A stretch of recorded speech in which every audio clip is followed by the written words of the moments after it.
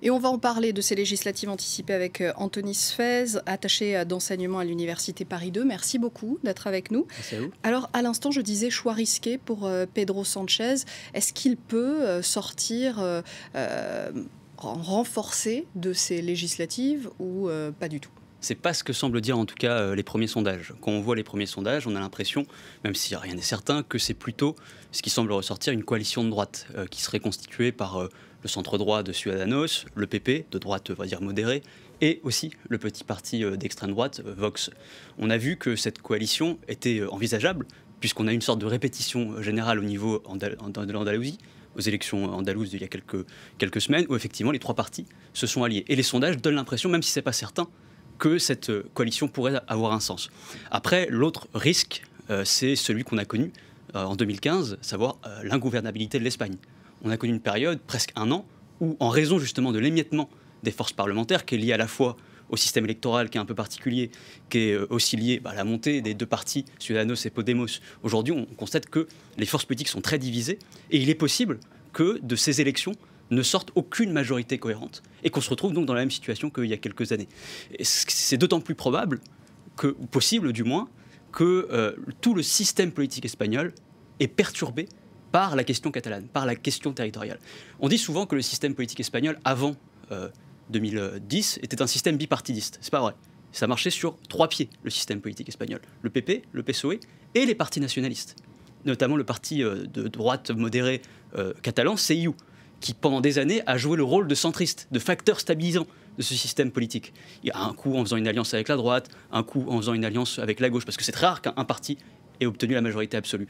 Et là, ce facteur déstabilisant qui donc non seulement empêche de s'appuyer sur ces forces nationalistes qui obtiennent toujours une vingtaine de sièges, avec si on ajoute en plus le PNV du parti nationaliste basque, ce facteur déstabilisant ajouté au fait que ça rend des alliances qui auraient potentiellement été envisageables extrêmement difficiles, je pense notamment PSOE et Ciudadanos. PSOE et Ciudadanos, finalement, ils ne sont pas si éloignés que ça sur la plupart des questions. Mais le Parti socialiste de Pedro Sánchez. Mais on a vu Ciudadanos, c'est ce que vous alliez nous dire, qui a manifesté à Madrid contre l'ouverture du dialogue avec les Catalans, des indépendantistes catalans, que voudrait Pedro Sánchez. Et donc cette question catalane, elle pourrait bloquer tout accord entre Ciudadanos et entre le PSOE? Quand je vous dis que c'est un facteur déstabilisant, la question catalane, doublement déstabilisant, je fais justement référence à ça, au fait que les vues du PSOE, même si sur le fond, en réalité, ils sont d'accord. Hein. Aucun des deux n'est d'accord pour remettre en question l'unité de l'Espagne, pour organiser un référendum d'autodétermination. Mais le ton, la façon, la posture qu'on adopte vis-à-vis de l'électorat espagnol sur cette question-là a un impact décisif. Le Parti socialiste, même si sur le fond il ne concède rien, donne l'impression d'une ouverture, prêt à négocier. Pedro Sánchez avait déclaré il y a quelques mois, on va peut-être réfléchir à un référendum sur le statut d'autonomie. Il ne peut rien faire en réalité. Constitutionnellement, il a les mains liées. Mais quand même, il essaye d'envoyer des signaux.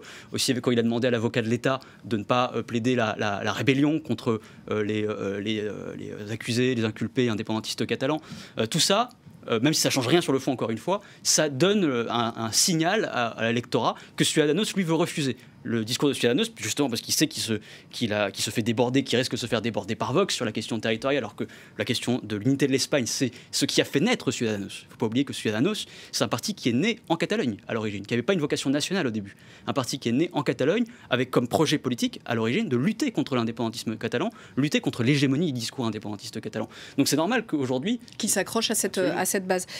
Est-ce que Pedro Sánchez pouvait faire un autre choix que celui de convoquer ces élections législatives anticipées, visiblement très risqué pour lui? Non, il ne pouvait pas. Déjà même avant de convoquer ces élections, les à peu près un an, je crois, de gouvernement, il ne pouvait pas faire grand-chose, en réalité. Et c'était assez absurde, en réalité, de rester au pouvoir, de s'entêter à rester au pouvoir, après la façon dont il y est arrivé. Parce qu'on va rappeler qu'il n'a pas réellement été élu et qu'il a pris la suite de Mariano Rajoy, de la droite, qui avait quitté le pouvoir sur fond d'affaires de corruption. En termes techniques, ça s'appelle une motion de censure constructive. C'est-à-dire qu'on dépose une motion de censure. Normalement, en France, ou n'importe quel régime parlementaire, dans la plupart des régimes parlementaires, quand vous déposez une motion de censure, il y a des nouvelles élections, parce que le Parlement est dissous. Là, en l'occurrence, vous constituez une nouvelle majorité, et si la majorité que vous proposez, enfin le candidat proposé par une nouvelle majorité est élu, il remplace et il substitue immédiatement, sans nouvelles élections, le gouvernement antérieur. C'est ce qui s'est passé. Le problème, c'est que l'idée, normalement, de la motion constructive, c'est qu'elle doit être constructive, c'est-à-dire qu'on doit créer une nouvelle majorité qui adhère au projet proposé. En l'occurrence, c'était une majorité de pur rejet. On a élever Sanchez au pouvoir pour dégager en réalité Rajoy. Et sans programme politique et sur une coalition faible. Merci beaucoup Antoni Sfez de nous avoir apporté votre éclairage sur ces législatives en Espagne qu'on suivra ensemble bien sûr sur France 24.